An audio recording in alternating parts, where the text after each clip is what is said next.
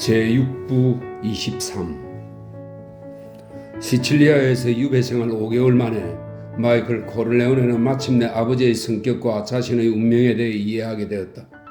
루카 브라시나 무자비한 카프레짐 클레멘자, 체념하고 자신의 역할을 받아들인 어머니에 대해서도 이해하게 되었다.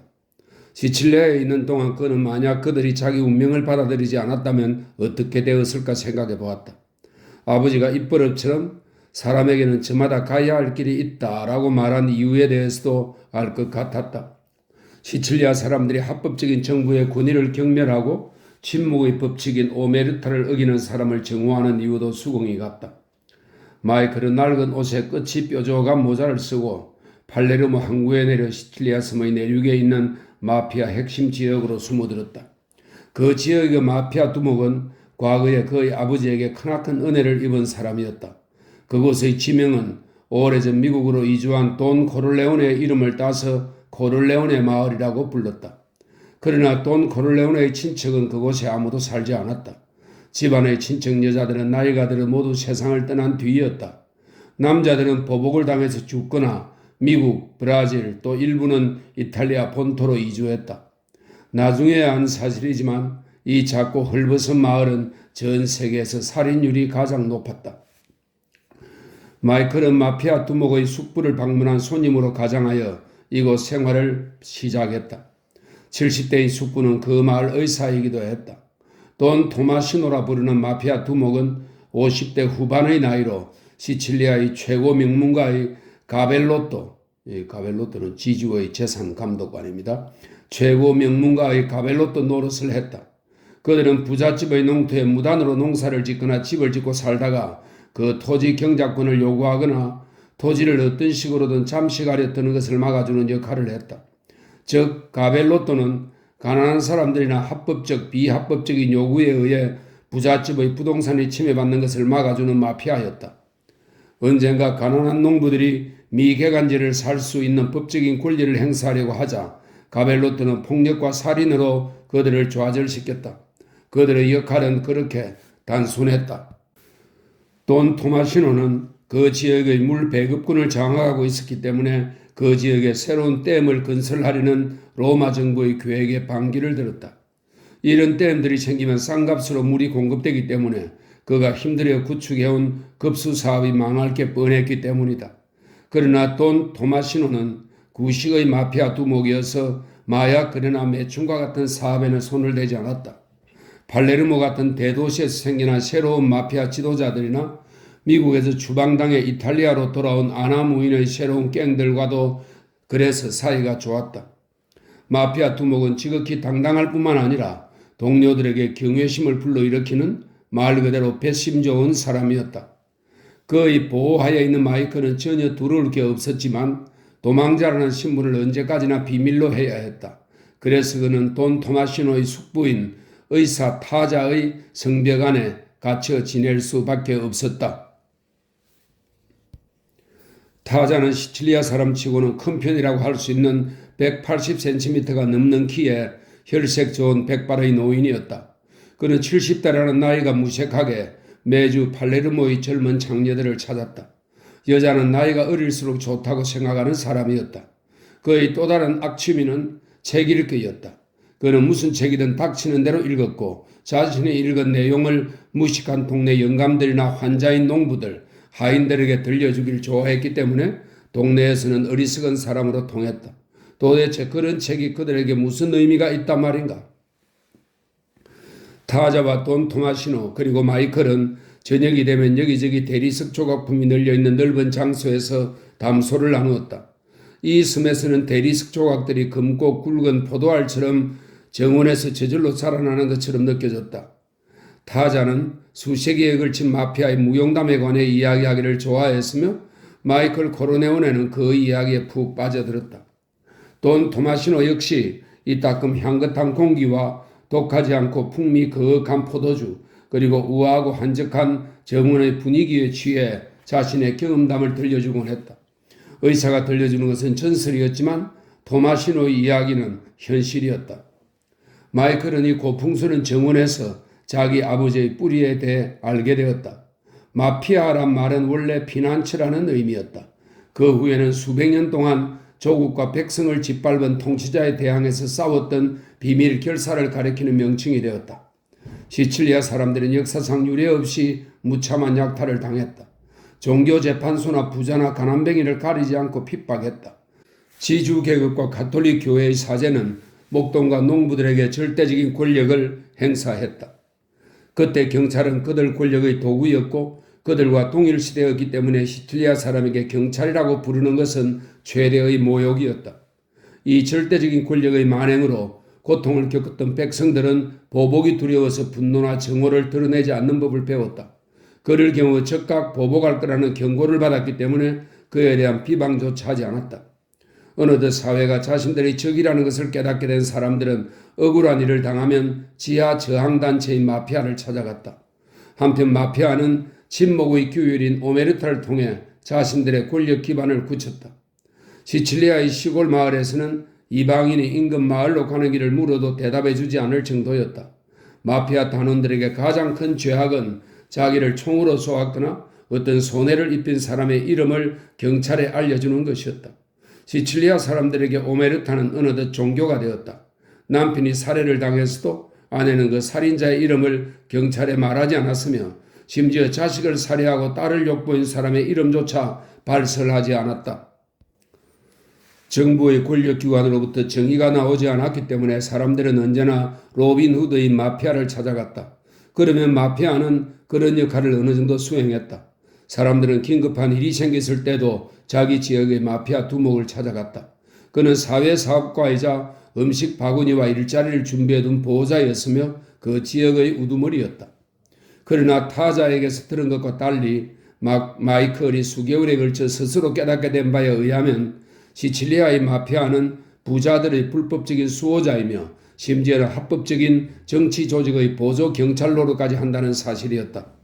마피아는 점차 타락한 자본주의와 반공산주의자, 반자유주의자들의 조직이 되어 크건 작건 상관없이 모든 업체에서 세금조로 돈을 뜯어냈다. 마이클 코르네오네는 왜 자기 아버지 같은 사람들이 합법적인 사회의 일원이 되지 않고 도적이나 살인자가 되어야만 했는지 처음으로 이해하게 되었다. 가난과 공포와 타락은 영혼을 가진 사람이 받아들이기에는 너무도 두려운 것이었다. 그래서 시칠리아인들은 미국에 이주해 온 뒤에도 미국의 권력기관 역시 시칠리아와 마찬가지로 매우 가혹할 거라고 생각했던 것이다. 타자는 자신이 매주 가는 매춘구를 구경시켜 주겠다며 마이클에게 팔레롬으로 가자고 했지만 마이클은 거절했다. 그는 시칠리아로 도피하느라 으깨진 턱을 제대로 치료하지 못해서 지금도 맥클러스키 서장에게서 받은 기념물을 간직하고 있었다.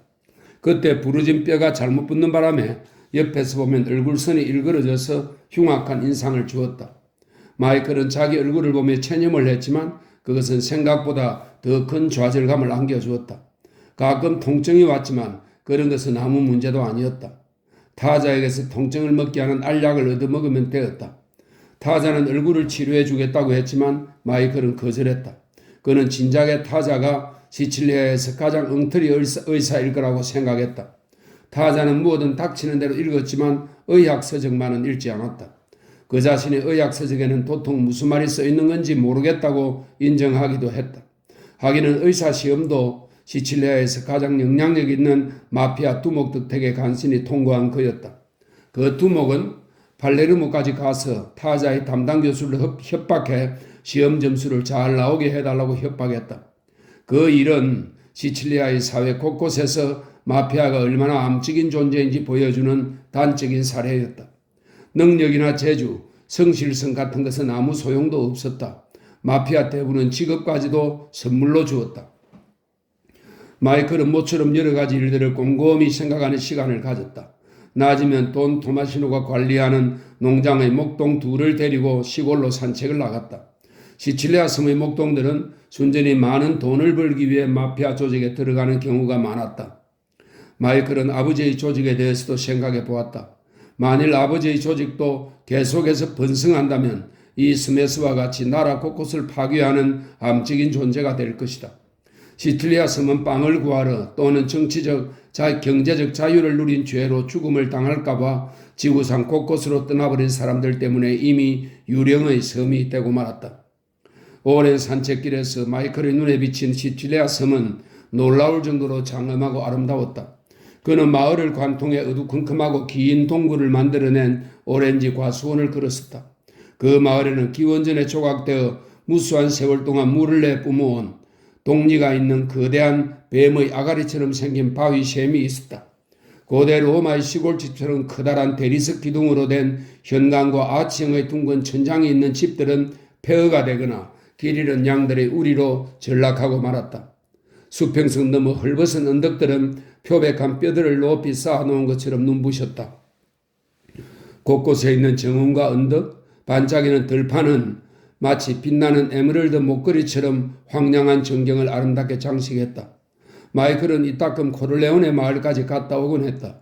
그곳에는 18,000여 명의 주민들이 산에서 채취한 검은 암석으로 만든 허름한 오두막을 짓고 산자락에 옹기종기 모여 살았다. 지난해만 60건이 넘는 살인사건이 일어난 탓인지 마을 전체에 죽음의 그림자가 드리운 것 같았다. 그곳에서 조금 더 가면 경작지가 지루하게 이어지다가 도중에 턱 버티고 있는 피쿠차 숲을 만날 수 있었다. 양측인 2명의 경호원은 마이클의 산책길에 동행할 때면 늘 루파라 총을 가지고 다녔다. 그 무시무시한 시칠리아 엽총은 마피아가 가장 좋아하는 무기였다. 무솔리니의 명령을 받고 시칠리아에서 마피아를 소탕하기 위해 파견된 경찰 간부도 제일 먼저 시칠리아의 돌담을 1m 이하로 낮추는 조치부터 취했다. 루파라를 가진 살인자들이 돌담을 매복처로 사용하지 못하게 하기 위해서였다. 그러나 이 방법이 별 효과를 거두지 못하자 그 경찰 간부는 마피아로 의심되는 남자들을 모조리 잡아들여 섬에 유배하였다. 시칠리아 섬이 연합군에 의해 해방되었을 때 미군정은 파시스트 정권에 의해 투옥된 사람들이 민주주의자일 거라고 믿고 마피아 중 많은 사람들을 마을 관리나 군정 통역관으로 선발하였다. 이는 마피아가 재길성되는 좋은 기회였다. 나아가 그들은 그 어느 때보다 더욱 가공할 만한 세력을 갖게 되었다. 마이클은 오래 산책을 하고 밤에는 독한 포도주를 마시고 파스타와 고기를 배불리 먹어야만 잠을 잘 수 있었다. 그의 방에는 타자의 서재에서 빌려온 이탈리아 책이 쌓여 있었다. 마이클은 이탈리아 사투리를 쓸 줄 알고 대학에서 이탈리아어 강의도 들었지만 이런 책을 읽으려면 대단한 노력과 시간이 필요했다. 그의 말투에는 이탈리아어의 억양이 거의 없었다. 그래서 이 지방 토박이로 인정받지 못할 뿐 아니라 스위스나 독일과 인접해 있는 이탈리아 북부 출신의 수상한 이탈리아 사람으로 생각되었다. 그러나 일그러진 왼쪽 얼굴 때문에 시칠리아 사람일 거라고 생각하는 사람들도 많았다. 시칠리아는 의료 시설이 낙후되어 이런 흉터를 가진 사람들이 많았다. 가난한 사람들은 작은 상처에 반창고도 제대로 붙이지 않았다. 어른이나 어린이나 미국이라면 간단한 수술이나 약으로 손쉽게 치료할 수 있는 흉터들을 그대로 드러내놓고 다녔다. 마이클은 케이와 그녀의 미소, 아름다운 몸에 대해 자주 생각했다. 그리고 작별 인사도 없이 매정하게 떠나온 데 대해 늘 양심의 가책을 느꼈다. 그러나 이상하게도 그가 살해한 2 남자에 대해서는 일말의 가책도 느끼지 않았다. 솔로즈는 자기 아버지를 살해하려고 했고 맥클러스키 서장은 그의 인생을 망가뜨리지 않았던가. 타자는 마이클의 일그러진 얼굴을 보며 늘 수술을 받아야 한다고 주장했다. 특히 마이클이 진통제를 청할 때는 더욱 그랬다. 시간이 흐르면서 통증은 더 심해졌고 자주 찾아왔다. 타자의 말에 따르면 눈 아래에 안면신경이 있는데 거기에서부터 모든 신경이 퍼져나간다고 했다. 실제로 마피아들도 얼음깨는 송곳을 가지고 얼굴에서 그 지점을 찾아 고문을 했다. 마이클의 경우 그 신경이 손상되었거나 뼈 조각이 그곳을 찌르는 것 같다고 했다. 팔레르모의 병원에서 간단한 수술을 받으면 영원히 통증을 없앨 수 있다고 했다. 그러나 마이클은 거절했다. 의사가 이유를 묻자 마이클은 싱긋 웃으며 집에 가서 하죠 뭐 라고 말했다. 마이클은 사실 통증에 대해서는 별로 신경 쓰지 않았다. 그것은 약간 쑤시는 정도였고 마이클은 머릿속을 정화시키는 동력장치가 작동될 때 생기는 미세한 진동일 뿐이라고 생각했다. 그렇게 거의 7개월을 시골에 파묻혀 지내자 마이클은 정말 지루해졌다. 돈 토마시노도 너무 바빠서 그점 시골집에 거의 모습을 나타내지 않았다. 그는 팔레르모에 등장한 신흥 마피아 때문에 골머리를 앓고 있었다. 그들은 그 도시의 전후 건축 붐을 틈타 재산을 모은 젊은이들이었다.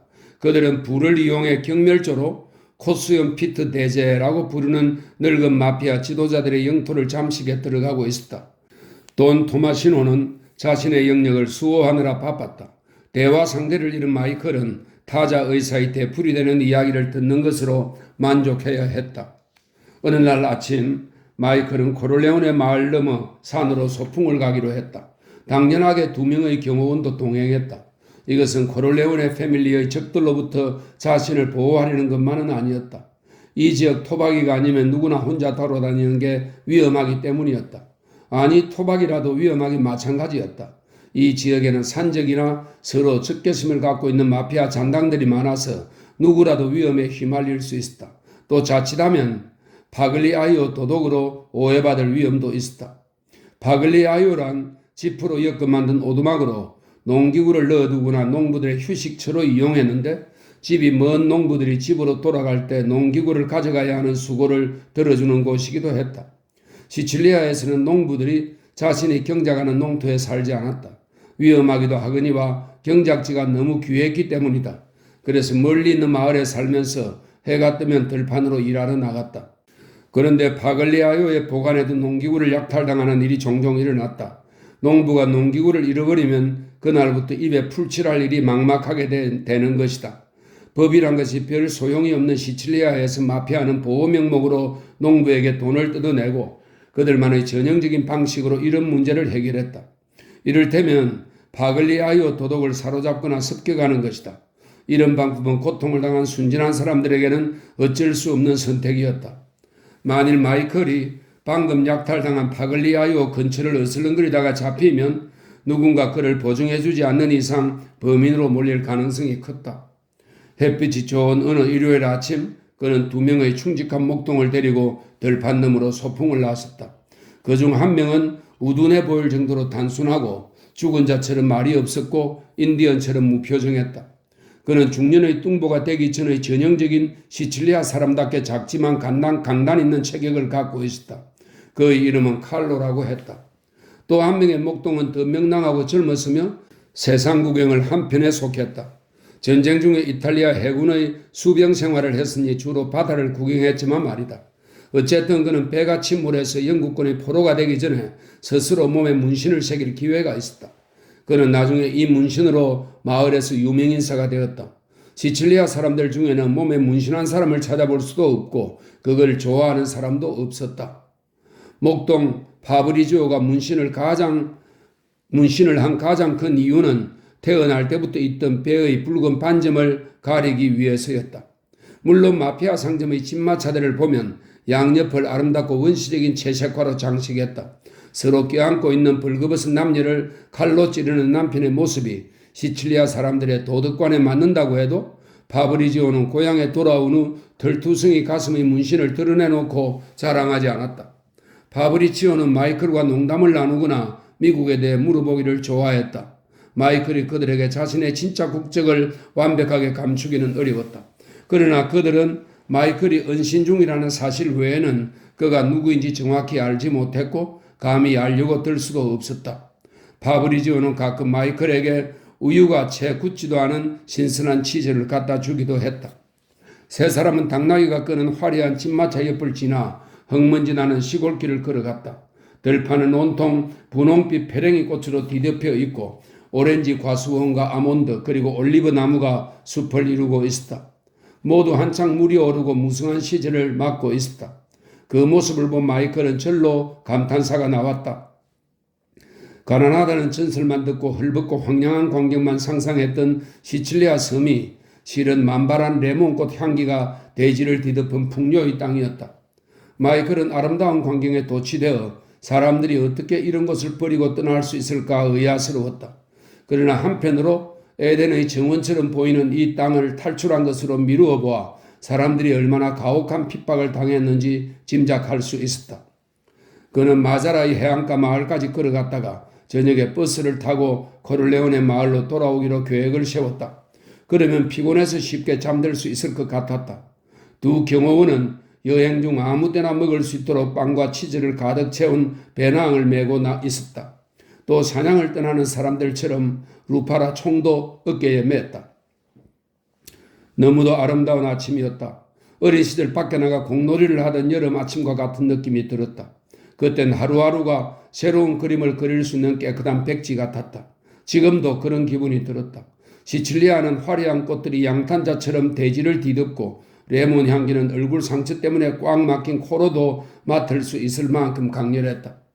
마이클은 왼쪽 얼굴 상처가 완전히 나았지만 뼈가 잘못 붙는 바람에 무비동을 압착해서 왼쪽 눈이 아팠다. 또 콧물이 계속해서 흘렀다. 처음에는 마이클도 손수건으로 코를 풀었지만 이제는 이 마을 농부들처럼 땅바닥에다 코를 풀어버리곤 했다. 어렸을 적 이탈리아 노인들이 손수건은 영국인들이 멋부리기 위해 들고 다니는 거라고 경멸하며 아스팔트길 옆 시궁창에 손으로 코를 풀어버리는 모습을 보고 역겨워했던 그였다. 마이클은 얼굴이 무겁게 느껴졌다. 타자는 골절을 제대로 치료하지 않아 무비동에 압박이 가해져서 그런 거라고 설명해 주었다. 타자는 광대뼈 중 달걀 껍질처럼 생긴 뼈가 골절된 거라고 했다. 애초에 뼈를 접합하기 전에 숟가락같이 생긴 기구로 뼈를 눌러 제 모양으로 만든 다음 치료했으면 좋았을 거라고 했다. 하지만 지금은 팔레르모의 병원에 가서 검사를 받은 다음 악골 안면수술이라고 하는 어려운 수술을 받아야 하는데 뼈를 부러뜨렸다 다시 붙여야 한다고 했다. 마이클은 설명은 그 정도로 충분하며 수술은 안 받겠다고 거절했다. 그러나 통증이나 콧물보다 얼굴이 묵직한 느낌은 더 괴로웠다. 마이클은 그날 해안가에 가지 못했다. 그와 경호원들은 15마일 정도 걷고 나서 오렌지 나무의 시원한 그늘로 들어가 점심을 먹고 포도주를 마셨다. 파브리지오는 언젠가는 미국에 가보겠다는 말을 신나게 늘어놓았다. 그렇게 점심을 먹고 그늘 아래 쭉 늘어져 쉬고 있는데 파브리지오가 위도 단추를 열더니 배 근육을 실룩실룩 움직였다. 그러자 문신이 살아있는 것처럼 움직였다. 문신 속에 벌거벗은 남녀는 불륜을 목격한 남편이 휘두른 칼에 찔려 고통스러운 표정을 짓고 있었다. 그들은 이 모습을 보고 배가 아프도록 웃어댔다. 그러던 중 마이클은 시칠리아 사람들이 벼락이라고 부르는 것을 맡게 되었다.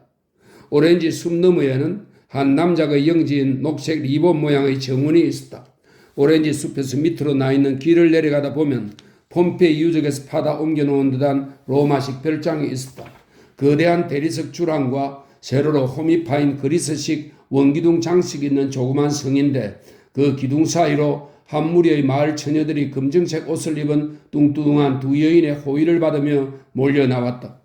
마을에서 온 그 처녀들은 겨우내 별장에 머물 남작을 위해 청소나 허드렛 일 같은 지역 영주에 대한 전통적인 의무를 이행하려고 동원된 것이 틀림없었다. 처녀들은 이제 방을 장식할 꽃을 따려고 들판으로 몰려 나왔다. 처녀들은 분홍색 페랭이 꽃과 보라색 등나무 꽃을 오렌지나 레몬꽃과 섞어서 한 움큼씩 땄다. 그러느라 오렌지 숲속에서 쉬고 있는 남자들을 보지 못한 채 점점 더 가까이 다가왔다. 처녀들은 몸에 꼭 끼이는 값싸고 촌스러운 무늬의 드레스를 입고 있었다. 아직 20살이 채 안 되었지만 햇볕을 듬뿍 받아 일찍 숙성해서 숙녀티가 완연했다. 그런데 그들 중 서너 명이 어떤 한 처녀를 따라잡으려고 하는 바람에 그 처녀가 숲속으로 도망오게 되었다. 그녀는 커다란 포도송이를 왼손에 쥐고 오른손으로 포도송이를 따서 자기를 뒤쫓는 친구들에게 던졌다. 포도처럼 흑자주색의 곱슬머리를 가진 그녀의 팽팽한 피부가 곧 터질 것처럼 보였다. 숲으로 들어오려던 처녀는 낯선 색깔의 남자들 셔츠를 발견하고 깜짝 놀라 발을 멈추었다. 다시 달아나리는 사슴 같은 자세로 그녀는 그 자리에 멈추어 섰다. 아주 가까운 거리에 서 있었기 때문에 남자들은 그녀의 모습을 자세히 볼 수 있었다. 그녀는 눈매도 얼굴형도 눈썹선도 모두 타원형이었다. 거무스름한 피부는 크림처럼 매끄러웠고 커다란 눈은 어두운 자주색 또는 갈색이 돌았고 길고 숨많은 검은 속눈썹은 아름다운 얼굴에 그늘을 드리웠다. 그녀의 입술은 천박하지 않을 정도로 도톰했고 너무 빈약하지 않을 정도로 달콤해 보였으며 포도즙이 물들어서 검붉은색을 띠고 있었다. 그 모습이 얼마나 사랑스러웠는지 파브리지오는 농담조로 오 하나님 제 영혼을 거두어 주소서 저는 죽어가고 있습니다 라고 중얼거렸다. 그러자 그녀는 그 말을 듣기라도 한 것처럼 몸을 휙 돌려 자기를 쫓아오던 친구들에게로 달려갔다. 그의 엉덩이가 팽팽한 드레스 아래서 짐승의 엉덩이처럼 리드미컬하게 물결을 쳤다. 그녀에게선 야성적이고 순박한 관능미가 풍겼다. 친구들에게 달려간 그녀는 몸을 돌려 이쪽을 쳐다보았다. 그녀의 얼굴은 주변의 화려한 꽃에 비해 어둡고 공허해 보였다. 그녀는 팔을 뻗어 들고 있던 포도송이로 숲을 가리켰다. 그때 검정색 옷을 입은 뚱뚱한 부인네들의 꾸짖는 소리가 들리자 처녀들은 까르르 웃으며 달아났다. 마이클 코르네오네는 멍하니 서 있는 자신을 발견했다. 심장이 두근두근거리고 머리가 약간 어지러웠고 온몸에 퍼진 피가 손가락 끝, 발가락 끝까지 요동쳤다. 오렌지와 레몬꽃, 포도, 들판의 야생화 향기까지 이 섬의 모든 향기가 바람을 타고 불어왔다. 그의 몸은 마치 공중으로 붕붕 떠다니는 것 같았다. 잠시 후 목동 둘의 웃음소리가 들려왔다. 벼락 맞으셨군요. 그렇죠? 파브리지오가 마이클의 어깨를 탁 치면서 말했다. 킬로까지도 친근하게 마이클의 팔을 잡으며 정신 차려요 라고 말했다. 그러나 애정이 담겨있는 말투였으며 마치 자동차에 치인 사람에게 건네는 말 같았다. 마이클은 파브리지오가 건넨 포도주를 병째 오래도록 들이켰다. 그제서야 머리가 맑아지는 것 같았다. 두 목동들이 웃음을 터뜨렸다. 칼로는 특유의 정직한 얼굴이 한껏 심각해지면서 말했다. 벼락 맞은 건 숨길 수가 없어요. 모두 알아볼 거예요. 전혀 부끄러워할 건 없어요. 어떤 사람들은 벼락을 맞게 해달라고 기도도 하니까요. 당신은 행운아예요. 마이클은 자신의 감정을 너무 쉽게 들켜버린 것 같아 기분이 좋지 않았다. 그러나 이런 일은 그의 평생 처음이었다. 그것은 젊은 시절 한눈에 반한 사랑 같은 것은 아니었다. 부드러움과 지성, 아름다움과 어둠의 양극성을 지닌 케이에 대한 사랑과도 달랐다. 그것은 소유에 대한 누를 수 없는 욕망이었다. 마이클은 뇌리에 남은 그녀의 얼굴을 지울 수 없을 것 같았고 만약 그녀를 소유하지 못하면 평생 이 기억이 자신을 따라다니며 괴롭힐 것만 같았다. 시칠리아에 온 뒤 그의 생활은 점점 단순화되어서 한 가지에 집중하면 다른 생각은 들어올 틈이 없었다. 그는 지금까지 유배 생활 동안 항상 K 생각만 했다. 하지만 그는 K의 연인은커녕 친구조차 될 수 없다는 것을 잘 알았다. 자신은 사람들이 말하는 살인자요? 사람을 죽인 마피아가 아닌가. 그러나 지금 이 순간 K는 마이클의 의식 속에서 완전히 사라져버렸다. 파브리지오가 쾌활하게 말했다. 우리 마을로 가서 그 아가씨에 대해 알아보죠. 누가 알아요? 생각했던 것보다 더 쉽게 만나게 될지. 벼락을 치료할 수 있는 방법은 그것밖에 없어요. 그렇죠, 칼로? 또 다른 목동이 진지하게 고개를 끄덕였다. 마이클은 두 목동을 따라 처녀들이 사라진 근처의 마을로 향했다. 여느 마을과 마찬가지로 우물가를 중심으로 집들이 옹기종기 모여 있었다. 큰 길에는 포도주 상점과 작은 테라스에 테이블이 3개쯤 놓여있는 아담한 카페를 비롯해 가게가 몇 군데 있었다. 마이클은 목동들을 따라 어떤 카페로 들어갔다. 그곳 어디에도 처녀들의 모습은 보이지 않았고 흔적도 없었다. 마을은 뛰어논 어린 소년들과 어슬렁거리는 당나귀를 빼곤 폐허처럼 적막했다. 카페의 주인이 그들에게 다가왔다. 키가 작고 뚱뚱해서 거의 난장이처럼 보였는데 명랑하게 인사하며 병아리 콩을 한 접시 내왔다. 여긴 처음이시죠? 그래서 드리는 말씀인데 저희 집 포도주를 꼭 맛보셔야 합니다. 제가 농장에서 직접 재배한 포도로 저희 아들놈들이 빚은 포도주입니다. 오렌지와 레몬을 섞어서 이탈리아에서도 최고라고 할 수 있죠. 그가 말했다. 그들은 술을 한 단지 가져오게 했다. 짙은 자주색의 브랜디만큼 독한 그 술은 주인이 말한 것보다 훨씬 입에 맞았다. 파브리지오가 카페 주인에게 말했다. 이 마을에 사는 아가씨들은 모두 아시죠? 조금 전에 아가씨들이 이곳을 오는 걸 보았는데 여기는 이 친구가 그중 한 아가씨에게 벼락을 맞았답니다. 그는 마이클을 가리켰다. 카페 주인은 호기심 어린 눈으로 마이클을 쳐다보았다. 마이클을 일그러진 얼굴은 이전에 보았으면 평범하게 그냥 지나칠 만한 두 번 쳐다볼 가치가 없는 얼굴이었다. 그러나 벼락을 맞았다는 얘기를 들으니 또 다르게 보였다. 카페 주인은 싱글거리며 젊은이 집에 돌아갈 때 술을 몇 병 들고 가는 게 좋을 거요. 오늘 밤 잠을 자려면 술이 필요할걸? 이라고 말했다. 마이클이 주인에게 말했다. 혹시 머리가 곱슬곱슬하고 크림처럼 매끄러운 피부에 커다란 검은 눈동자를 가진 그런 아가씨 아십니까? 이 마을에 그렇게 생긴 아가씨가 있습니까? 카페 주인은 딱 잘라서 모릅니다. 그런 처녀는 없어요. 라고 말한 다음 카페 안으로 들어가 버렸다. 세 남자는 천천히 술을 마셨고 다 마신 뒤에 더 시키려고 카페 주인을 불렀다. 그러나 카페 주인은 나오지 않았다. 파브리지오는 하는 수 없이 카페 안으로 들어갔다. 잠시 후 밖으로 나온 파브리지오는 얼굴을 찌푸리며 마이클에게 말했다. 제 생각이 맞았어요. 우리가 얘기한 아가씨가 카페 주인의 딸 같아요. 그는 지금 우리한테 안 갚은 말이고 벼르고 있어요. 어서 코를레오네 마을로 떠나야 해요. 시칠리아 섬에서 지낸 지 몇 달이 지났지만 마이클은 아직도 시칠리아 사람들의 성에 관한 관념에 익숙하지 않았고 이 일이 그들에게 얼마나 극단적인 의미를 갖는지도 이해하지 못했다. 물론 이 일을 심각한 문제로 받아들인 두 목동은 마이클이 어서 이곳을 떠나기만 바랐다. 카페 주인 말이 자기에겐 힘이 장사 같은 아들이 둘이 있는데 휘파람만 불면 달려온답니다. 자, 어서 가세요. 파브리지오가 말했다. 마이클은 그를 차갑게 노려보았다. 지금까지 그는 사람으로서 당연히 해야 할 일을 하다가 시칠리아로 피신했다는 점만 빼면 조용하고 부드러운 전형적인 미국 젊은이였다. 목동들은 마이클이 그렇게 매섭게 노려보는 모습을 처음 보았다. 마이클의 진짜 신분과 행적을 아는 돈 토마시노는 항상 그를 존경스러운 동료로 대하면서 조심스러워했다. 그러나 이 단순한 양치기들은 나름대로 마이클을 판단했을 뿐 그렇게 중요한 인물이라고 생각하지 않았다.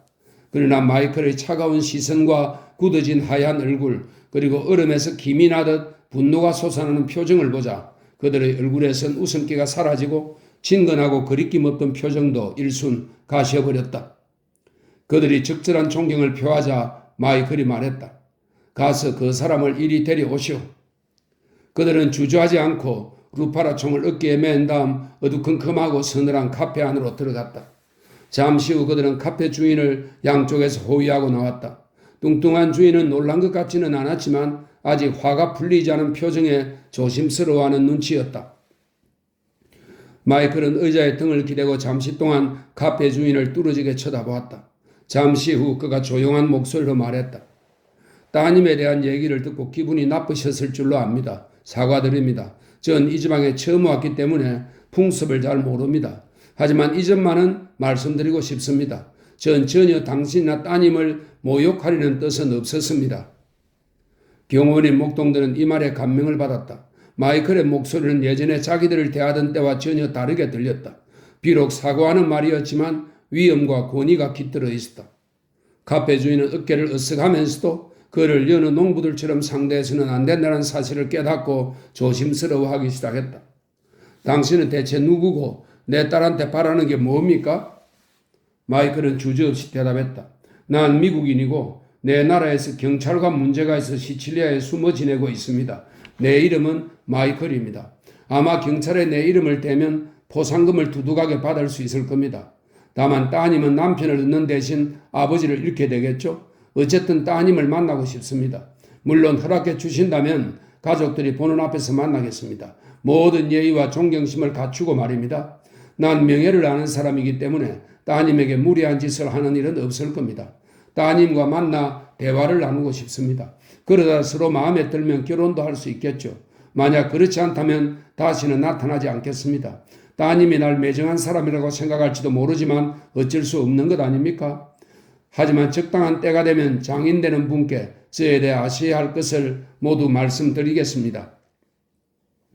세 사람은 어리둥절해서 마이클을 쳐다보았다. 진짜 벼락을 맞았군?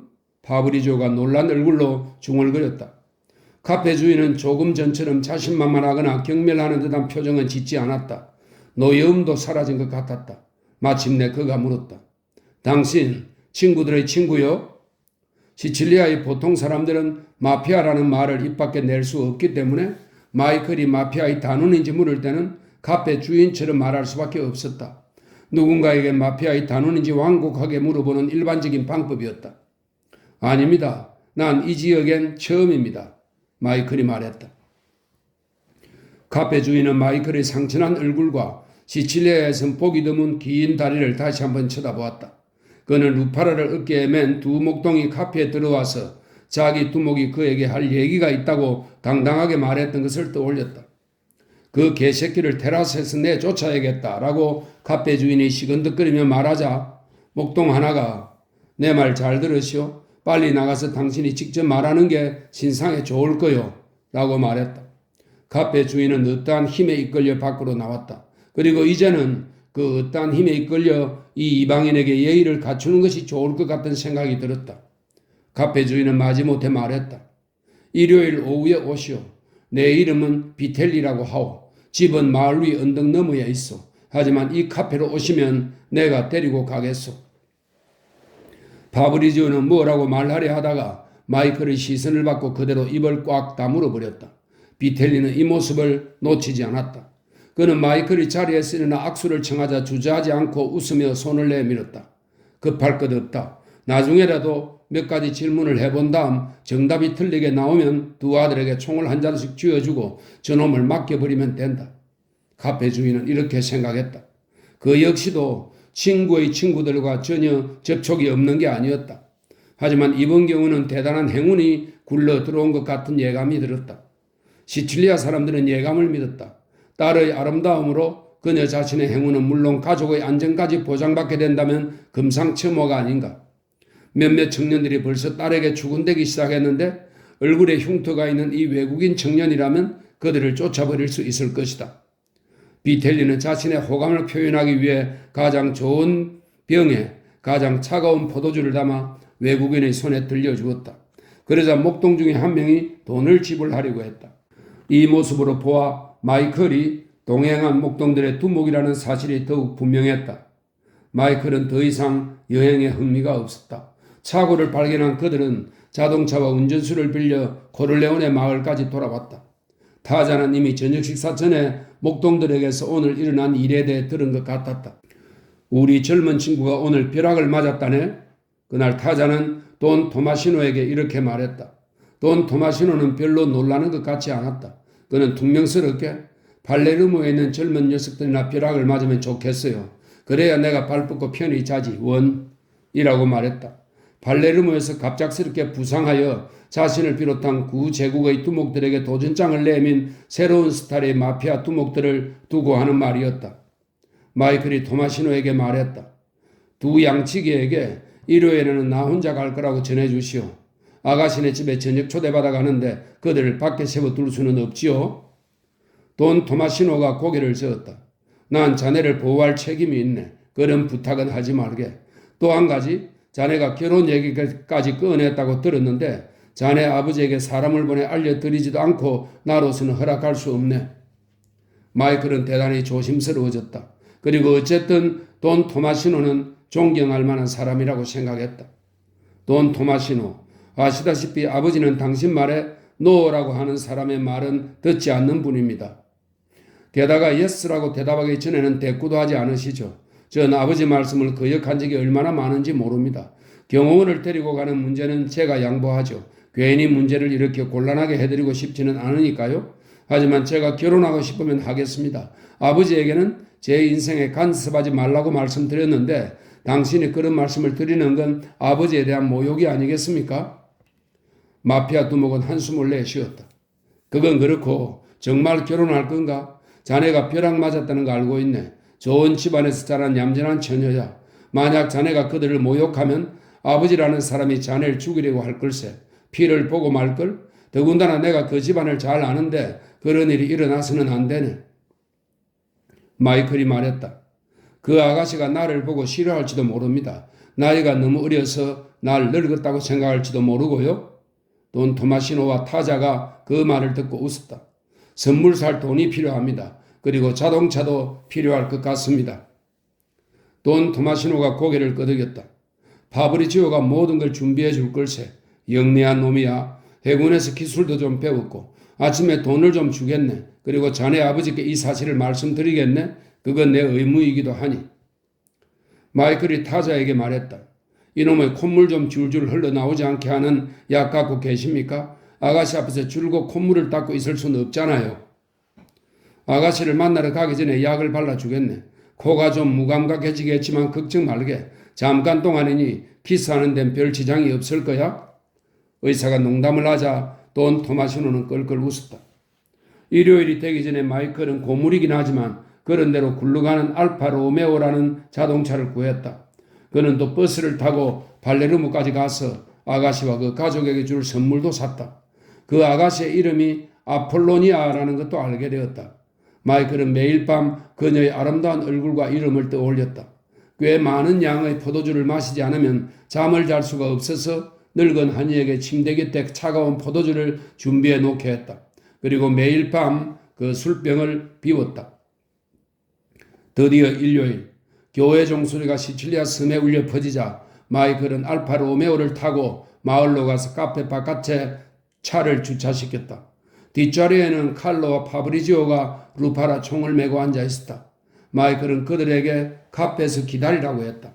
카페는 문을 열지 않았지만 비텔리는 텅 빈 테라스 난간에 기대어 서서 그들을 기다리고 있었다. 마이클은 비텔리와 악수를 나눈 후 그를 따라 집으로 가기 위해 언덕길을 올라갔다. 그의 집은 보통 시골집보다는 더 큰 것으로 보아 그렇게 가난하고 옹색한 살림은 아닌 것 같았다.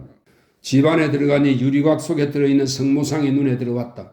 성모상의 발밑에는 봉헌 드리는 붉은 전구가 깜빡거리고 있었다. 두 아들은 마침 주일이라 검정색 양복을 입고 기다리고 있었다. 그들은 갓 20살이 된 젊고 건장한 청년들로 농장에서 고된 일을 한 탓에 제 나이보다 더 들어 보였다. 어머니는 자기 남편처럼 뚱뚱하고 매우 쾌활한 여자였다. 처녀의 모습은 보이지 않았다. 가족들에 대한 소개가 끝난 뒤 사람들이 마이클을 방으로 안내했다. 응접실 겸 격식을 갖출 필요가 있을 때 식당으로 사용하는 방 같았다.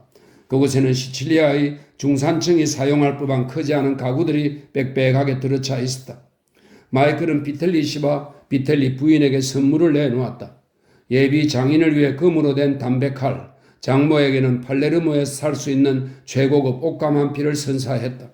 전이를 위한 선물은 아직 손에 들고 있었다. 그들은 감사의 마음으로 선물을 받았다. 그러나 선물은 너무 이른감이 있었다. 두 번째 방문할 때까지는 선물을 하지 않아도 되었다. 비텔리는 이 지방 풍속대로 남자 대 남자로서 말을 꺼냈다. 우리가 낯선 사람을 쉽게 집으로 초대했다고 해서 우리를 하찮게 생각하지 마시기를 바랍니다. 돈 토마시노가 당신을 보증하기 때문입니다. 이 지역에서 그런 훌륭한 분의 말씀을 의심하는 사람은 없으니까요.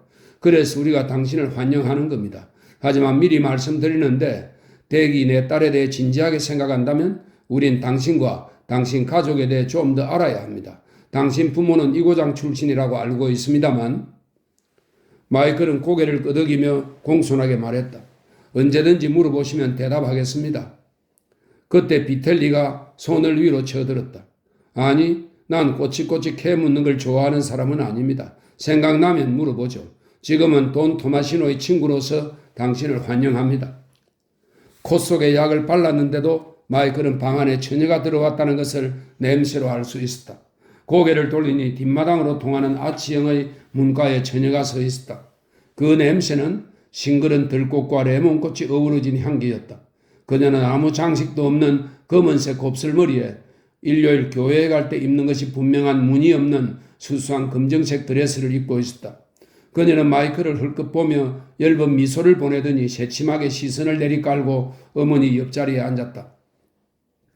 마이클은 또 한 번 숨이 멎고 미칠 듯한 소유욕으로 온몸의 피가 솟구치는 것 같았다. 그는 처음으로 이탈리아 남자 특유의 질투심을 이해할 것 같았다. 그 순간 마이클은 그녀를 건드리거나 빼앗아가려는 사람은 누구라도 죽여버릴 것만 같은 충동에 휩싸였다. 그는 수전노가 그 말을 탐하고 소장인이 자기 땅을 원하듯 무슨 수를 써서라도 그녀를 자기 소유로 만들어버리고 싶었다. 그런 다음 집에 가두어두고 자신만의 포로로 만들고 싶은 마음이 간절했다. 그는 다른 사람이 그녀를 쳐다보는 것도 싫었다. 그녀가 자기 오빠를 바라보며 미소를 지었을 때 마이클은 자신도 모르게 사리를 띤 눈으로 그를 바라보았다. 가족들은 그게 벼락 맞은 사람의 전형적인 행동이라는 것을 이해하고 안심했다. 적어도 두 사람이 결혼하기 전에는 이 젊은이가 딸의 소나기에 놀아날 것이다. 물론 그 후에는 상황이 바뀌겠지만 그건 아무래도 상관없었다.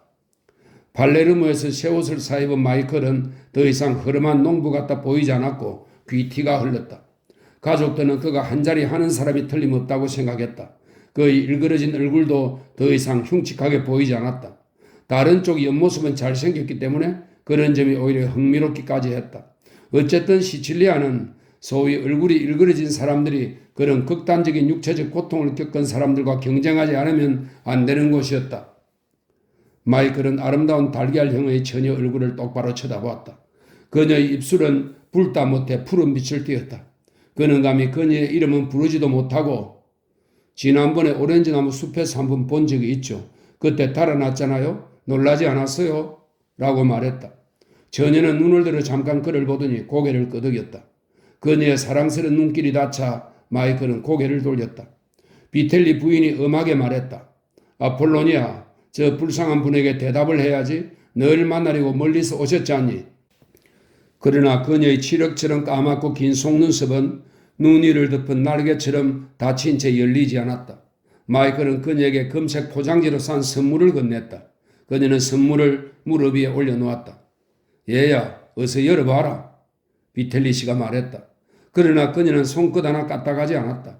그녀의 작은 손은 까무잡잡한 게 마치 장난꾸러기의 손 같았다.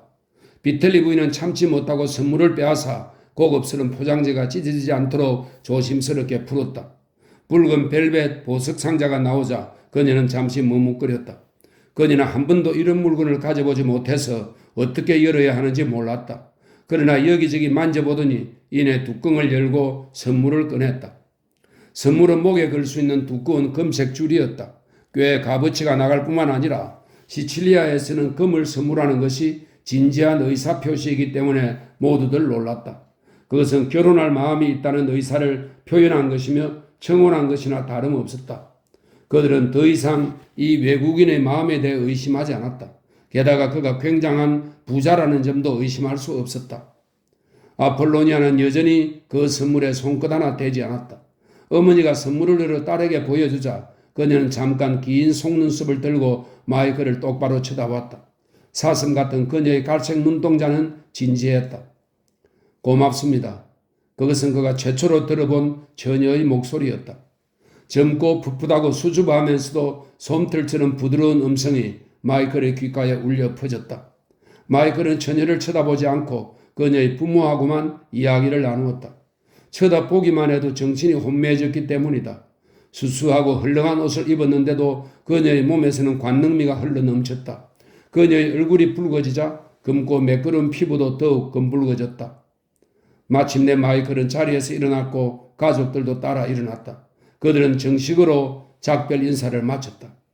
마지막으로 아폴로니아와 악수할 차례가 되었다. 그녀의 손은 따뜻했지만 놀랍게도 농부처럼 거칠었다. 비텔리는 마이클을 언덕 아래 자동차가 있는 곳까지 배웅해주면서 다음 주 일요일 저녁 식사에 초대했다. 마이클은 고개를 끄덕이면서도 그때까지 기다릴 수 없을 것 같았다. 물론 마이클은 일요일까지 기다리지 않았다. 그는 이튿날 목동들을 따돌리고 혼자 차를 몰고 마을로 갔다. 그리고 카페 테라스에 앉아 아폴로니아의 아버지와 이야기를 나누었다. 그를 애처롭게 여긴 비텔리는 자기 아내와 딸을 카페로 내려오라고 했다. 이번 만남은 덜 어색했다. 아폴로니아는 무늬가 들어간 드레스를 입었는데 피부색과 어울려서 훨씬 아름다워 보였다. 그 이튿날에도 똑같은 일이 벌어졌다. 그러나 이번에는 아폴로니아만 마이클이 선물한 목걸이를 걸고 카페로 내려왔다. 그게 어떤 신호라는 것을 깨닫고 마이클은 미소를 지었다. 마이클이 아폴로니아와 언덕을 올라가는데 어느새 그녀의 어머니가 바싹 따라오고 있었다. 그래서 두 젊은이는 몸을 살짝 스치기만 하는 것도 불가능했다. 딱 한 번 아폴로니아가 비틀거리며 마이클 쪽으로 넘어지려는 걸 그가 붙잡아 준 적이 있었다. 그때 손에 전해지던 아폴로니아의 온기와 생동감에 마이클은 온몸에서 뜨거운 피의 경랑이 이는 것을 느꼈다. 뒤에서 그 모습을 본 어머니는 싱긋 웃었다. 사냥처럼 자란 아폴로니아는 기죽이 차던 아기 때부터 산길에서 비틀거린 적이 없었기 때문이다. 결혼하기 전까지 이 젊은이가 자기 딸에게 손댈 수 있는 방법은 이것뿐이라고 생각하자 그녀는 웃음이 나왔다. 이렇게 2주일이 흘렀다. 마이클은 올 때마다 선물을 가져왔고 아폴로니아도 점점 덜 수줍어하게 되었다. 그러나 두 사람은 감시인 없이 만난 적이 한 번도 없었다. 이 마을에서 나고 자란 아폴로니아는 겨우 문맹을 면했고 바깥 세상에 대한 식견도 없었다. 그러나 그녀에게는 싱그러움과 삶에 대한 열정이 있었다. 말이 잘 통하지 않는 것도 그녀를 더 신비롭고 흥미로운 존재로 만들었다. 모든 것은 마이클이 요구한 대로 신속히 진행되었다. 아폴로니아도 마이클에게 빠져 있고 마이클이 부자가 틀림없다는 사실을 알았으므로 미적거릴 이유가 없었다. 결혼 날짜는 2주일 뒤 일요일로 정해졌다. 돈 토마시노도 결혼 준비에 착수했다. 미국에서도 모든 것을 마이클의 의사에 맡기되 예방조치를 철저하게 취하라는 연락이 왔다. 돈 토마시노는 신랑의 아버지 역할을 맡기로 하고 자기 경호원들을 마이클에게 붙여주었다. 칼로와 파브리지오도 타자와 함께 코를레오네 축하객으로 참석했다. 신랑과 신부는 돌로 만든 성벽으로 둘러싸인 타자의 집에서 살기로 했다. 결혼식은 여느 농부의 결혼식처럼 조촐하게 치러졌다. 신랑과 신부, 신부 측 가족과 하객들이 교회에서 나와 신부 집으로 돌아갈 때 마을 사람들은 길가에 서서 꽃을 던졌다. 그러면 행렬을 하던 사람들은 설탕에 핀 아몬드와 전통적인 결혼 사탕 그리고 신부의 침대를 장식하고 남은 사탕을 이웃 사람들에게 던졌다. 신부의 침대를 하얀 산 모양으로 장식하는 것은 상징적인 의미만 있을 뿐 첫날 밤은 코를레오네 마을 외곽의 한 별장에서 보내기로 되어 있었다. 결혼식 피로연은 자정까지 이어졌지만 신랑과 신부는 그 전에 알파 로메오를 타고 피로연장을 떠났다. 그런데 신부의 요구에 따라 장모가 별장까지 따라오려고 하자 마이클은 당황했다. 그러자 곁에 있던 비텔리가 설명했다. 신부의 나이가 어리고 약간 겁을 먹고 있기 때문에 전날밤을 보낸 다음날 아침에 누군가와 상의하고 잘못이 있으면 가르쳐줄 사람이 필요하기 때문이라고 했다. 이런 문제는 때로 아주 미묘한 방향으로 흘러갈 수도 있었다. 아폴로니아가 커다란 갈색 눈으로 의심스럽게 마이클을 쳐다보았다. 마이클은 하는 수 없이 그녀에게 미소를 지어 보이며 고개를 끄덕였다. 그들은 장모를 차에 태우고 코를레오네 읍 외곽에 있는 별장으로 향했다. 그러나 노부인은 차가 움직이자마자 타자의 하인들과 머리를 맞대고 무언가 의논하더니 딸을 끌어안고 키스를 한 다음 차에서 내렸다. 이제 마이클과 신부만 늘따란 침실로 들어갈 수 있게 되었다. 아폴로니아는 여전히 신부 예복을 입고 그 위에 망토를 걸치고 있었다. 그녀의 트렁크와 짐들은 자동차에서 내려져 방으로 옮겨져 있었다. 작은 탁자 위에는 포도주 병과 작은 웨딩 케이크가 접시에 담겨 있었다. 그러나 무엇보다 그들의 눈에 먼저 들어온 것은 덮개가 있는 커다란 침대였다. 어린 신부는 침실 한가운데 서서 마이클의 손길을 기다렸다. 이제 마이클은 그녀를 가질 수 있게 되었다. 이제야 법적으로 그녀를 소유하게 되었고 이제야 매일 밤 꿈꾸었던 그녀의 얼굴과 육체를 탐하는데 장벽이 사라진 것이다. 그러나 마이클은 선뜻 아폴로니아에게 다가갈 수 없었다. 그는 아폴로니아가 예식용 쇼를 벗어 의자에 걸쳐놓고 신부용 화관을 벗어 작은 탁자 위에 올려놓는 모습을 지켜보았다. 탁자 위에는 마이클이 팔레르모에서 사온 향수와 화장품이 정연하게 놓여 있었다. 신부는 그것들을 눈에 담아두려는 듯 잠시 바라보았다. 마이클이 불을 껐다. 수줍음 많은 신부가 어둠 속에서 옷을 벗고 싶어 할 거라고 생각했기 때문이다. 그러나 열어놓은 창으로 황금처럼 눈부신 시칠리아의 달빛이 쏟아져 들어왔다. 마이클은 덧문을 닫으려다 방 안이 너무 더워서 그대로 두었다. 신부는 여전히 탁자 옆에 서 있었다. 마이클은 방을 나와 욕실이 있는 아래층으로 내려왔다. 하녀가 잠자리를 손보는 동안 타자와 돈 토마시노는 정원에서 포도주를 마시고 있었다. 마이클은 그들과 합석했다. 그는 침실로 돌아가면 아폴로니아가 잠옷을 갈아입고 이불 속에 들어가 있기를 바랐다. 놀랍게도 그녀는 첫날 밤에 어떻게 해야 하는지 어머니에게 배우지 않은 것 같았다. 아폴로니아는 아마도 그가 옷을 벗겨주기를 원했을 것이다. 그러나 너무 수줍고 순진해서 그런 청을 못했을 것이다. 침실로 돌아오는 길에 마이클은 누군가가 덧문을 모두 닫아서 집안이 깜깜한 사실을 알았다. 그는 더듬거리며 침대를 찾아갔다. 아폴로니아는 등을 보인 채 웅크리고 누워 이불을 덮고 있었다. 마이클도 옷을 벗고 알몸으로 이불 속으로 들어갔다. 손을 뻗으니 비담길처럼 매끄러운 알몸이 만져졌다. 그녀는 과감하게 옷을 벗은 채였다. 마이클은 속으로 놀랐다. 그는 천천히 조심스럽게 그녀의 어깨를 잡고 자기 쪽으로 돌렸다. 그녀가 천천히 돌아 눕자 마이클은 살며시 그녀의 크고 탐스러운 유방을 만졌다. 그녀는 재빨리 품에 안기며 몸을 밀착시켰다. 두 사람의 육체에는 부드러운 전류가 흘렀다. 마이클은 팔로 그녀를 안고 부드럽고 깊게 키스했다. 그런 다음 몸과 유방을 누르며 그녀의 몸 위로 올라갔다. 아폴로니아의 살결은 팽팽하고 머릿결은 부드러웠다. 그녀는 처녀의 성적인 흥분으로 몸이 달아 그를 열렬히 원하고 있었다. 그가 안으로 들어오자 그녀는 잠시 멈칫하더니 골반을 앞으로 내밀며 매끄러운 다리로 그의 엉덩이를 감았다. 두 사람은 더욱 격렬하게 감고 끌어당기며 절정으로 치달았다. 서로 떨어지지 않으려고 하는 모습이 마치 죽음을 앞두고 몸을 전율하는 것과 같았다. 그런 밤이 몇 주일 계속되는 동안 마이클 코르네오네는 미개한 사회의 사람들이 처녀성의 가치를 두는 이유를 이해하게 되었다. 그는 예전에는 경험해보지 못한 관능과 근육이 지닌 위력을 만끽했다. 아폴로니아는 시간이 지날수록 그의 노예가 되어버렸다. 사랑과 신뢰를 받은 젊고 혈기왕성한 아가씨는 성에 눈뜨면서 농익은 과일처럼 달콤해졌다. 남자들만 살던 별장의 음울한 분위기는 아폴로니아가 들어오면서 환하게 밝아졌다. 첫날 밤 이후 그녀는 어머니의 짐을 싸서 보내고 나서 밝고 아기자기한 분위기로 공동식탁의 안주인 노릇을 톡톡히 해냈다. 돈 토마시노는 매일 저녁 신혼부부가 함께 보내자고 해도 사양했고 타자는 정원에서 포도주를 대접하며 옛날 이야기를 들려주었다.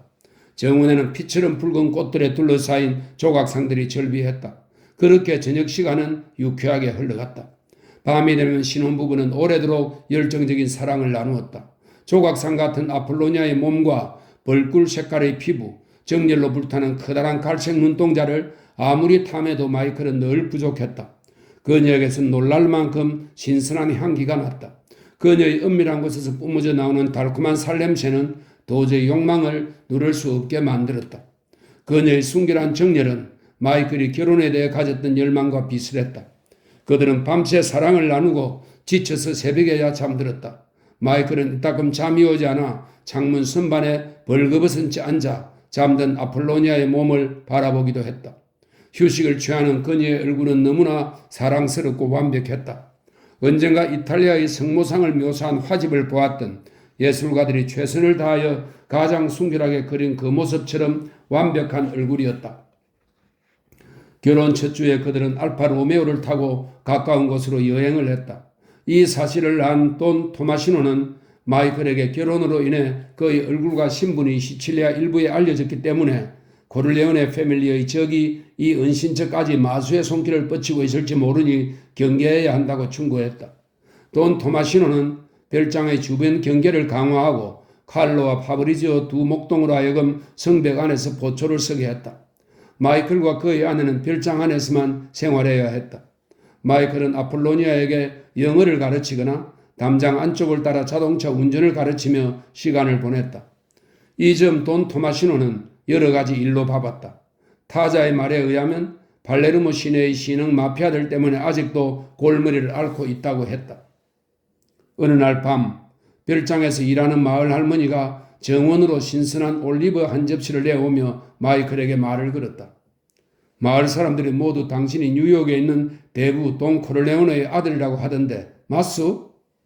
돈 토마시오는 그의 비밀이 밝혀진 데 대해 불쾌해하며 아니라고 대답했다.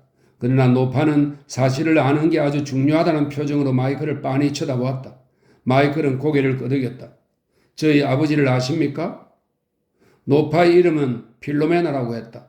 그녀의 얼굴은 호두처럼 주름이 많고 까무잡잡했으며 조글조글한 입술 사이로 누런 이가 보였다. 마이클은 이 별장에 살게 된 후 처음으로 그녀의 웃는 모습을 보았다.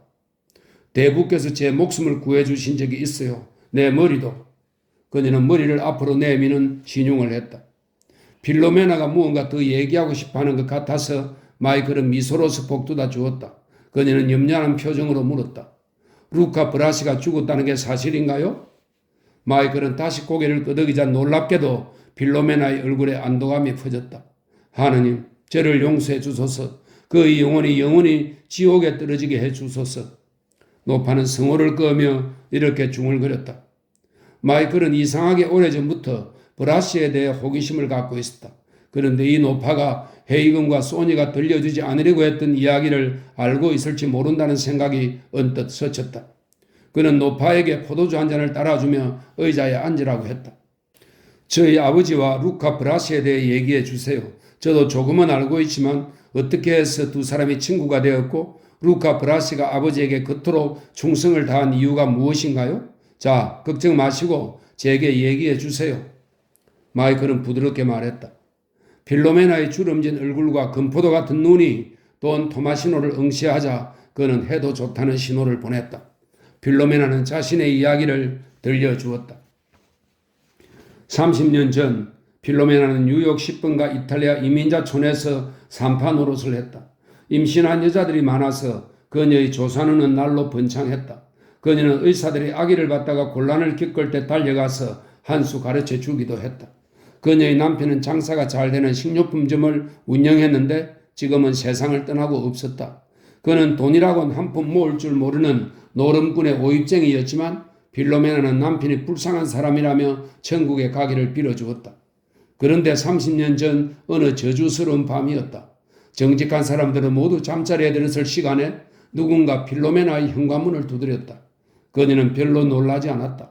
아기들은 죄 많은 세상에 안전하게 오려고 가장 조용한 시간을 택하는 법이기 때문이다. 그런데 현관 밖에 서 있는 사람은 당시에도 잔혹하기로 악명이 높았던 루카 브라시였다. 그는 독신으로 알려져 있었다. 필로메나는 그를 보자마자 겁을 먹었다. 그녀는 자기 남편이 어리석게도 루카 브라시의 부탁을 거절해서 보복하러 온 거라고 생각했다. 그러나 브라시는 평범한 심부름으로 찾아온 것이었다. 그는 필로메나에게 아기를 낳으려고 하는 여자가 있는데 집이 이곳에서 멀리 떨어져 있어서 그녀를 데리러 왔다고 했다. 필로메나는 자기 생각이 틀렸다는 것을 알았다. 브라시의 짐승 같은 얼굴이 그날 밤에는 마치 넋이 나간 사람 같아 보였다. 악령의 소나기에 잡힌 사람처럼 보였다. 그녀는 잘 아는 임산부의 아기만 받는다고 거절했지만 그는 녹색 지폐를 한 움큼 쥐어주며 막무가내로 함께 가야 한다고 졸랐다. 그녀는 너무 겁이 나서 성낙했다. 도로에는 포드 자동차가 한 대 서 있는데 운전사도 루카 브라시처럼 험악한 인상이었다. 30분도 채 안 되어 자동차는 다리 건너 롱아일랜드의 한 작은 목조주택 앞에 멈추었다. 두 세대가 살 수 있도록 지어진 집 같았는데 지금은 브라시와 그의 갱단들이 새들어 살고 있는 게 분명했다. 부엌에서는 사내 여럿이 카드 게임을 하며 술을 마시고 있었다. 브라시는 필로메나를 2층의 침실로 데려갔다. 침대는 얼굴이 하얗고 머리 색깔이 붉은 아일랜드인처럼 보이는 나이 어린 처녀가 암돼지처럼 부풀어 오른 배를 움켜쥐고 누워 있었다. 이 불쌍한 처녀는 몹시 겁을 먹은 상태였다. 그녀는 브라시를 보자 공포에 질려 고개를 돌려버렸다. 공포라는 표현이 딱 맞을 것이다. 악마같이 생긴 브라시가 노여운 표정을 지었을 때 그 모습은 그녀가 평생 본 것 중에 가장 끔찍스러운 모습이었다. 필로메나는 다시 성호를 끄었다. 긴 이야기를 요약하자면 브라시는 필로메나를 데려다 준 뒤 방을 나왔다. 대신 그의 동료 2명이 산파를 도왔다. 산모는 아기를 낳고 지쳐서 깊은 잠에 빠졌다. 다시 방에 들어온 브라시에게 필로메나는 깨끗한 담요에 산 아기를 건네주며 당신이 왜 애 아버지거든 이 애를 데려가세요. 내 일은 이제 끝났어요. 라고 말했다. 브라시는 아기에 찬 미치광이 같은 얼굴로 그녀를 노려보았다. 그렇소. 내가 아비요. 하지만 저런 인종을 살려두고 싶지 않소. 지하실에 데려가서 화덕에 쳐넣어버려요. 그 순간 필로메나는 그의 말을 잘못 들은 거라고 생각했다. 그가 인종이라는 말을 쓴 게 이상했다. 아기 엄마가 이탈리아인이 아니라는 말일까? 아니면 아기 엄마가 천한 장녀라는 뜻으로 말한 걸까? 자기 씨를 받은 그 무엇이라도 살려두지 않겠다는 말일까? 필로메나는 그가 농담을 좀 그치게 하는 거라고 생각했다. 그래서 다시 당신 아이니 당신이 하고 싶은 대로 하세요. 라고 잘라 말하고 아기를 건네려고 했다. 그때 지쳐 잠들었던 산모가 일어나서 그들에게 고개를 돌렸다. 그녀는 브라시가 갓 태어난 아기를 필로메나의 가슴에 거칠게 안기는 모습을 보았다. 그녀는 힘없는 목소리로 룩 미안해요 라고 말했다. 브라시는 고개를 돌려 산모를 쳐다보았다. 그 다음에 일어난 일은 정말 끔찍했다. 필로메나는 지금도 그렇게 말했다. 정말 끔찍한 일이 벌어졌다고. 브라시와 아기 엄마는 둘 다 미친 짐승 같았다. 인간이 아니었다. 서로에게 품고 있던 정오심이 번쩍하고 빛나는 순간 그들에게는 아무것도 갓 태어난 아기조차도 눈에 보이지 않았다. 이상스러운 격정, 영혼이 천벌받아 마땅한 잔인하고 악마 같은 비정상적인 열정만 있었다. 루카 브라시는 필로메나를 돌아보더니 거칠게 말했다. 돈은 얼마든지 줄 테니까 어서 내가 하라는 대로 해. 필로메나는 너무 놀라서 아무 말도 하지 못하고 고개만 슬레슬레 저었다. 그러다가 겨우 입을 열고 당신이 애 아버지니까 당신이 알아서 해요 라고 중얼거렸다. 그러나 브라시는 대꾸하지 않았다. 대신 우도단에서 칼을 꺼내더니 말 안 들으면 죽여버릴 거야 라고 협박했다. 필로메나는 충격을 받았던 게 틀림없었다. 왜냐하면 그녀가 다음으로 기억하는 것은 세 사람이 지하실의 네모난 화덕 앞에 서 있는 모습이었기 때문이다. 필로메나는 여전히 담요에 산 아기를 안고 있었다. 담요 안에서는 아무 소리가 나지 않았다. 만일 그때 아기가 울었더라면 자기가 좀 더 영리해서 아기를 꼬집어서라도 울렸더라면 그 괴물이 자비를 베풀었을지도 모른다고 그녀는 말했다. 사내들 중 하나가 화덕 뚜껑을 열었다. 활활 타는 불길이 보였다. 그 사내가 밖으로 나가고 파이프에 물방울이 맺히고 쥐새끼 냄새가 나는 지하실에는 그녀와 브라시만 남게 되었다. 브라시는 다시 칼을 뽑아들었다. 필로메나는 브라시가 얼마든지 자기를 죽일 수 있을 것 같았다. 바로 옆에 시뻘건 불구덩이가 있고 브라시는 덤벼들 태세로 노려보았다. 그의 얼굴은 인간의 얼굴이 아니라 괴수의 형상이었고 제정신도 아니었다. 그는 필로메나의 목덜미를 잡더니 뚜껑 열린 화덕으로 밀어 넣으려고 했다. 여기에서 필로메나는 이야기를 뚝 거쳤다. 그녀는 뼈가 앙상한 손을 무릎에 올려놓고 마이크를 똑바로 쳐다보았다. 그는 그녀가 말을 하지 않아도 무슨 말을 하고 싶은지 왜 이 이야기를 자기에게 틀어놓게 되었는지 알 것 같았다. 마이클이 부드럽게 물었다. 그래서 그렇게 했습니까? 그녀는 고개를 끄덕였다. 필로메나는 포도주를 한 잔 더 마신 뒤 성호를 꺾고 중얼중얼 기도를 했다. 그리고 이야기를 이어갔다. 그녀는 브라시에게 지폐를 한 뭉치 받았고 차에 태워져서 집으로 돌아갔다.